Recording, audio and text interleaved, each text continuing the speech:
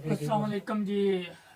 अभी इत्तेफाक welfare society से हम एक घर में आए थे जिनके बच्चा भी बीमार है, एक बेटी भी बीमार है, फिर इनके जो वालिद साहब है बच्चों के वो भी इसी तरह ही है। और मैंने तो ये घर देखा है, अल्लाह पाक, मैं और आप बड़े खुशकिस्मत हैं। अल्लाह का लाख लाख शुक्र अदा करना चाहिए सभी को कि अगर जिसको भी तफीक हो वो अपने शहरदारों का, अपने मसाओं का जो है वो खसूसी तौर पे ख्याल रखा करें, क्योंकि जो हमसाए होते हैं उनका हकूक होते हैं उनके भी।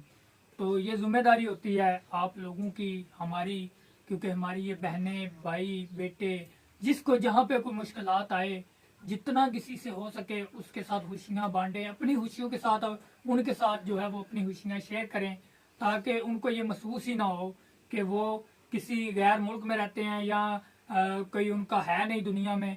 अल्लाह पाक के बाद अल्लाह की महलूक है जो एक दूसरे के काम आती है। इसी तरह इत्तेफाक वेलफेयर सोसाइटी जो है वो काम करती है और किसी की इज्जत नफ्स को सामने ना लाते हुए जो है वो ये हमारा वेलफेयर का सिलसिला जो है वो जारी है, तो इंशाल्लाह आगे भी जारी रहेगा। तो इसमें बहुत शुक्रिया बानी सरपरस्ते आला नदीम ज़िया भट्ट साहब का कि जो अपने शहर के लिए एक बैरून मुल्क बैठ के तो इस मुश्किल घड़ी में अपने जनाब जटा के साथ खड़े हैं। वो कोई भी आफत हो या कोई भी किसी को भी किसी किस्म का कोई मसला हो तो इंशाल्लाह हमें जब भी आप बुलाएं हम आप लोगों के लिए हाजिर हैं। किसी को भी किसी किस्म की भी प्रॉब्लम हो तो इंशाल्लाह इस शहर के लिए, इस हल्के के लिए हम शाना बशाना खड़े हैं। हमारी टीमें जो है वो तश्कील दी जा चुकी हैं, तो इंशाल्लाह हम अपनी टीमों के साथ हर घर का विजिट भी कर रहे हैं, और ना सिर्फ विजिट कर रहे हैं बल्कि जितना हो सके अपनी वेलफेयर से इंशाल्लाह उतना इनके लिए कर रहे हैं। तो हमें याद रखिएगा। अल्लाह हाफिज़।